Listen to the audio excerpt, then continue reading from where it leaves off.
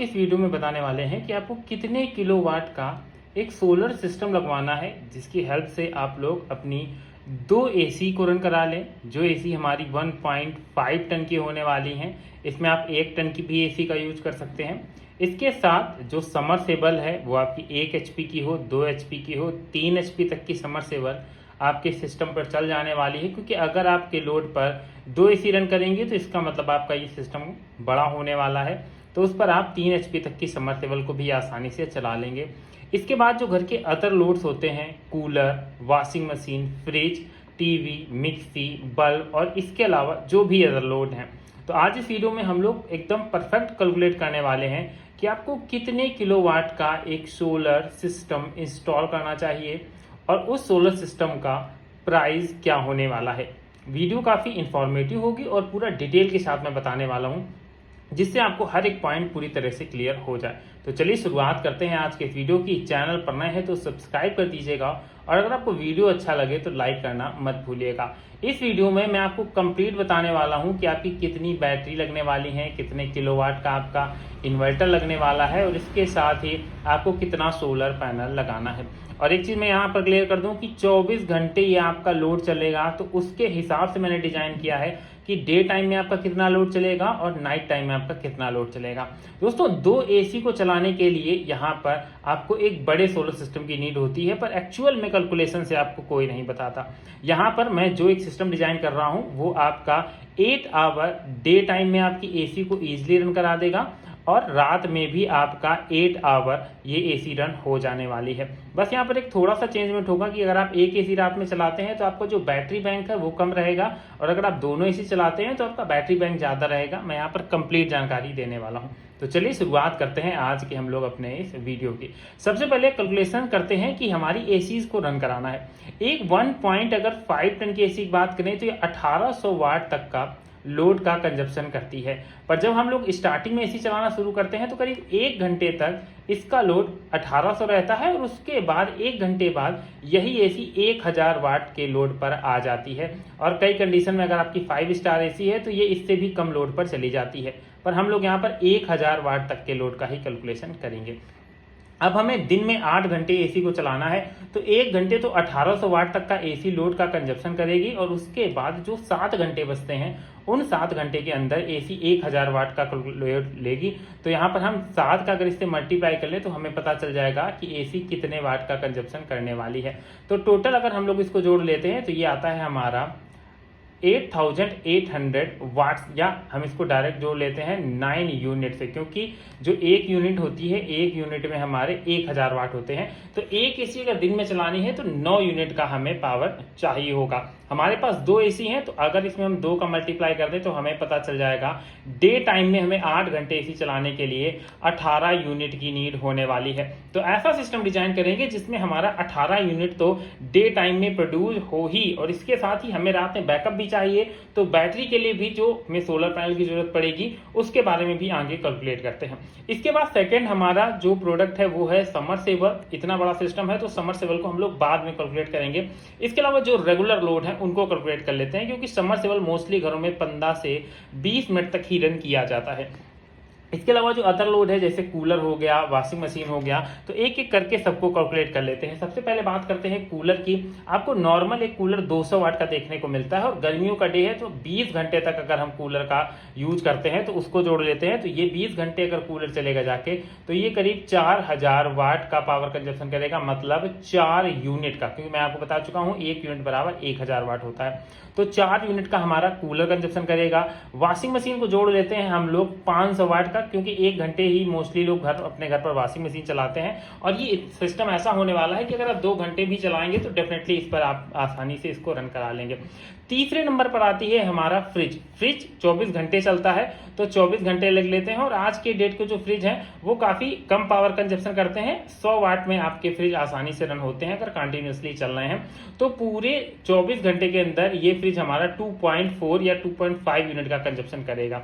इसके साथ हमारी टीवी हो गई, मिक्सर हो गया, बल्ब हो गया, फैन हो गया, इन सभी को अगर हम लोग लोड जोड़ लेते हैं तो इन सभी का लोड अगर पूरे दिन भी आप ये सारी चीजें चलाते हैं तो भी ज्यादा से ज्यादा 3 यूनिट तक का आप इनका अदर लोड का कंजप्शन हो जाएगा। तो ये जितना भी हमने डाटा कैलकुलेट किया है ये हमने डे टाइम की नीड के हिसाब से कैलकुलेट किया है कि हमें डे टाइम में जब इतना लोड चलाना है तो हमें कितना सोलर पैनल लगाना पड़ेगा। तो एक एक करके जोड़ देते हैं। तो ये 2 एसी है हमारी, तो 2 एसी हमारी पूरे दिन में 18 यूनिट का कंजप्शन करेंगी। इसके साथ ही जो इनका लोड है ये 4 यूनिट ये हो गया जाके, और ये इसको जोड़ लेते हैं 2.5 और ये 3 यूनिट ये हो गया, 4 3 7 यूनिट हो गया और 7 3 10 यूनिट हो गया। तो 10 यूनिट और ऐड कर लेते हैं, मतलब 28 यूनिट हमारा प्रोड्यूस होना चाहिए दिन के टाइम, जिससे हम अपना ये जितना भी हमारा लोड है वो सभी लोड चल जाए। तो अब ये तो बात हो गई हमारे डे टाइम के लोड की कि हमें 28 यूनिट क्या प्रोडक्शन चाहिए डे के टाइम में जब हम अपने इस पूरे लोड को चला सकें। दोस्तों वीडियो इंफॉर्मेटिव है तो आप सभी लोग कंप्लीट देखिएगा, बीच में स्किप करके मत जाइएगा, क्योंकि आप अगर छोटी सी भी चीज स्किप करते हैं तो कहीं ना कहीं आप कुछ चीजें छोड़ देंगे। तो यहाँ पर हम लोग डे टाइम का लोड लिख लेते हैं कि डे टाइम में हमें 28 यूनिट का पावर आउटपुट देने वाला एक सोलर सिस्टम चाहिए। पर इसके साथ ही हमने आपसे कहा है कि 24 घंटे आपका ये लोड चलेगा, तो रात में मतलब नाइट के टाइम भी हमें इस लोड को चलाना है। नाइट के टाइम चलाने के लिए अब हमें बैटरी बैंक की जरूरत पड़ेगी। आपको अगर 2 एसी रन कराने हैं तो ऐसी कंडीशन में आपको कम से कम 96 वोल्ट के सिस्टम की तरफ जाना पड़ेगा। और 96 वोल्ट मतलब 12 वोल्ट की एक बैटरी होती है, तो अगर हम 12 का भाग इसमें दे दें 96 में, तो ये बैटरी निकल कर आती है 8 बैटरी। तो कम से कम अगर हम 8 बैटरी लगाएंगे तभी हम अपनी एसी को रात में चला पाएंगे। और ये बैटरी हमारी 200 AH तक या 150 AH की मिनिमम होनी चाहिए।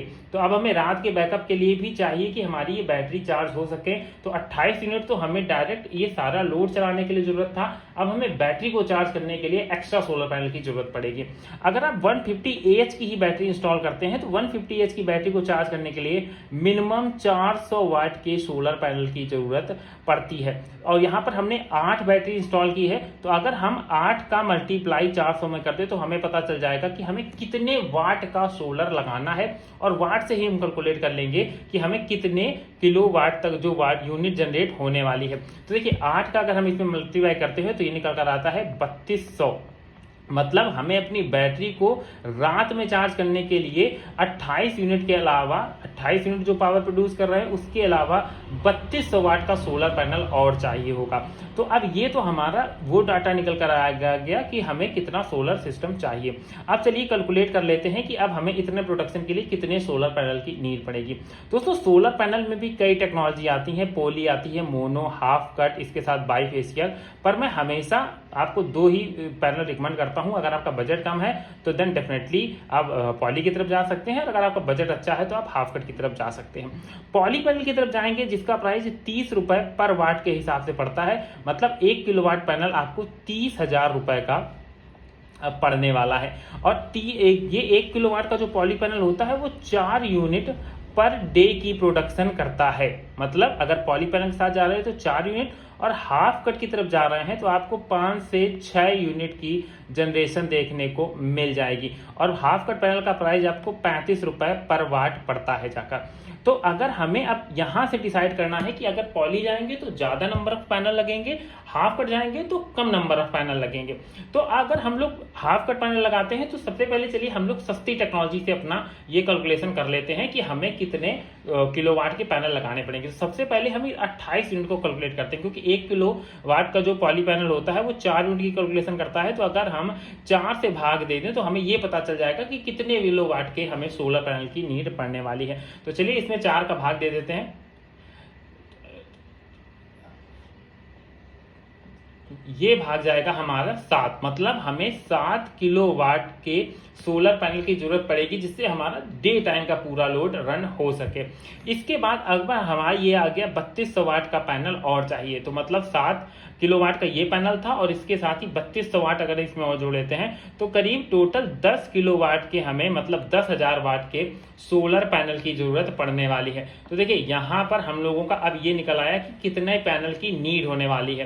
दोस्तों इंपॉर्टेंट वीडियो है, अगर अच्छा लग रहा है तो लाइक जरूर कर दीजिएगा, और अगर इसके अलावा अगर आपका कोई सुझाव है तो कमेंट के माध्यम से जरूर बताइएगा। यहाँ पर हम लोग अब लिख लेते हैं कि हमने जो अपना सिस्टम तैयार किया उसमें हमें 10 किलोवाट के पैनल की नीड पड़ने वाली है। अब यहाँ से हम कैलकुलेट कर सकते हैं कि अगर पॉली पैनल की तरफ जा रहे हैं जो 30,000 रुपए का 1 किलोवाट आ रहा है, तो अगर 10 किलोवाट पैनल हम लगाएंगे तो 3 लाख रुपए का हमारा पॉली पैनल की कॉस्ट आएगी। अगर हम लोग हाफ कट पैनल की तरफ जा रहे हैं 10 किलोवाट की, तो इसकी 3.5 लाख रुपए की कॉस्टिंग आने वाली है। तो ये जो यहाँ से तो क्लियर होगा कि हमें अपने 2 एसी को, समरसेबल को, फ्रिज, कूलर, टीवी को चलाने के लिए 10 किलोवाट पैनल की नीड पड़ने वाली है। अब इसके साथ बात आती है इन्वर्टर की। दोस्तों इन्वर्टर, अब आप किसी के पास जाएंगे तो डेफिनेटली अगर आप 10 किलोवाट के पैनल लगा रहे हैं, then that person recommend you कि आप 10 केवीए तक का ही एक इन्वर्टर ले लीजिएगा। पर यहाँ पर आपका कहीं ना कहीं बजट काफ़ी ज़्यादा खराब हो जाएगा, क्योंकि अगर इन्वर्टर की बात करें तो जितने आप केवीए बढ़ाते जाएंगे इन्वर्टर के प्राइसेस उतने ज़्यादा आपको देखने को मिलेंगे। ऐसी कंडीशन में एक सबसे अच्छा तरीका भी मैं आपको बताता हूं।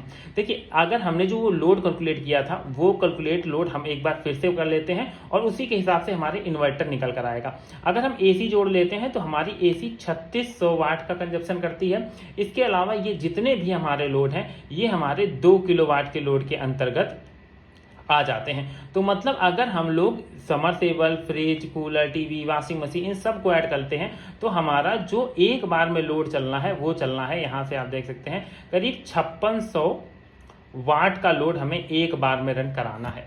5600 वाट लोड चलाने के लिए अब हमें कितने किलोवाट के इन्वर्टर की जरूरत पड़ेगी वो भी देख लेते हैं। दोस्तों एक चीज आप सभी लोग जानते होंगे कि 1 केवीए में हमारे इन्वर्टर आते हैं और 1 केवीए में 800 वाट लोड चलाने की क्षमता होती है, और इसमें से भी हम 800 वाट में करीब 20% लोड कम चला सकते हैं। तो मतलब 1 केवीए में हम करीब 600 वाट तक के लोड को आसानी से रन कर सकते हैं।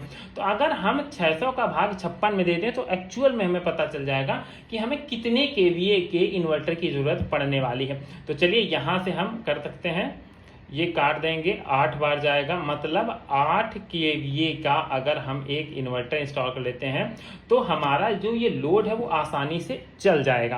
तो अब यहाँ एक चीज क्लियर हो गई कि अब हमें 10 किलोवाट के पैनल तो लगाने हैं पर 8 किलोवाट से ज्यादा की इन्वर्टर की नीड हमारी नहीं है, क्योंकि अगर हम इसमें और इन्वर्टर 2 केवीए का और इन्वर्टर बढ़ा लेंगे तो कीमत में कम से कम 40,000 रुपए तक का आपको अंतर देखने को मिल जाएगा। इस वजह से यहाँ पर एक आप और सस्ता ऑप्शन अपना सकते हैं। अब हमने 2 चीजें कैलकुलेट कर कि 10 किलोवाट के पैनल और 8 किलोवाट का इन्वर्टर, पर ऐसे इन्वर्टर अभी आपको मार्केट में बहुत कम देखने को मिलते हैं। तो अगर हम 8 केवीए का एक इन्वर्टर ले रहे हैं, 8 केवीए का एक इन्वर्टर ले रहे हैं जिस पर हम थ्रू आउट अ डे अपने सारे लोड्स रन करा सकते हैं जितने चलाने हैं। अब हमारा मैटर बचता है कि जो हमारे पास 8 बैटरी हैं उनके लिए हमें ये एक्स्ट्रा चाहिए।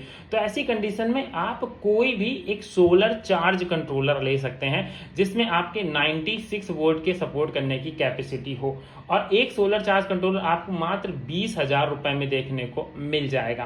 तो ऐसी कंडीशन में अगर आप 8 किलोवाट का एक इन्वर्टर ले लेते हैं जिससे डे के टाइम आप अपने सारे लोड चलाएंगे, और जो एक्स्ट्रा एनर्जी है, क्योंकि इसमें 8 केवीए में हम लोग 8000 वाट तक के ही पैनल इंस्टॉल कर सकते हैं। इसके अलावा जो हमारे अदर पैनल बचे 2 किलोवाट के, उन्हें हम अपने सोलर चार्ज कंट्रोलर के साथ कनेक्ट कर सकते हैं डायरेक्ट बैटरी में, जिससे हमारी बैटरी भी कंटिन्यूसली चार्ज होती रहेगी। और इन फ्यूचर अगर आपका लोड की डिमांड और बढ़ती है तो आप इसके कंट्रोलर के माध्यम से और भी पैनल लगा सकते हैं, क्योंकि अगर आप 20,000 रुपए कंट्रोलर में लगाएंगे तो उसमें कम से कम आपको 5,000 वाट के पैनल लगाने का सुविधा मिल जाएगी। तो मतलब 2 किलोवाट के तो भी पैनल लगाएं, उसके बाद 3 किलोवाट तक के पैनल अगर हम इन फ्यूचर में और बढ़ाना चाहें तो डेफिनेटली बढ़ा सकते हैं। तो ये इंपॉर्टेंट चीज है कि अगर आपको अपने सिस्टम के सारे लोड चलाने हैं तो उस कंडीशन में आपको कैसे मैनेज करना है, कैसे सही तरीके से आपको सिलेक्ट करना है। क्योंकि अगर आप मार्केट में जाकर कहेंगे तो 10 किलोवाट के पैनल दे देंगे, 10 केवी और 12 केवी का इन्वर्टर दे देंगे,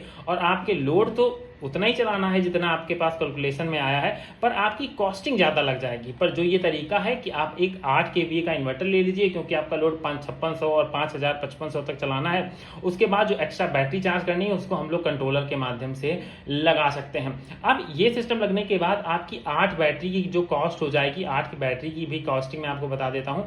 8 बैटरी की कॉस्टिंग आप जोड़ लीजिए, 150 एच की अगर बैटरी ले रहे हैं तो एक बैटरी आपको 15,000 रुपए की पड़ने वाली है। तो पैनल की कॉस्टिंग अगर हाफ कट पैनल की तरफ जाते हैं तो 3.5 लाख रुपए आपके पैनल की कॉस्टिंग हो जाएगी। इन्वर्टर का जो प्राइस आपका जाएगा वो करीब 1 लाख रुपए से लेकर 1,50,000 रुपए तक चला जाने वाला है। तो वैरी करेगा कि आप किस कंपनी के इन्वर्टर की तरफ जा रहे हैं। और आप यहाँ पर 96 वोल्ट की 8 बैटरी ले रहे हैं तो यहाँ पर आपका 1 लाख रुपए का आप बैटरी का भी खर्चा मान सकते हैं। इसके अलावा जो आपका स्ट्रक्चर का खर्चा होने वाला है, इसके साथ वायर का खर्चा होने वाला है, ये सभी खर्चा आप 1 लाख रुपए और जोड़ लीजिएगा। इसमें आपका लेबर चार्ज भी होने वाला है। तो अगर आप इतनी सारी चीजें चलाना चाहते हैं, स्मार्ट वे में चलाना चाहते हैं, तो डेफिनेटली आज मैंने आपको जो ये तरीका बताया है अपने सोलर सिस्टम को बनाने का, ये वन ऑफ द बेस्ट तरीका है जहां से आप अपने पैसे भी बचा सकते हैं और अपनी सारी नीड को इससे फुलफिल कर सकते हैं। तो आई थिंक आप सभी लोगों को ये वीडियो समझ में आया होगा, चीजें क्लियर हुई होगी। अगर चीजें क्लियर हुई हैं दोस्तों तो वीडियो को लाइक जरूर कर दीजिएगा, और अगर चैनल पर नए थे तो सब्सक्राइब करना मत भूलिएगा। मिलते हैं नेक्स्ट वीडियो में किसी नई अपडेट के साथ।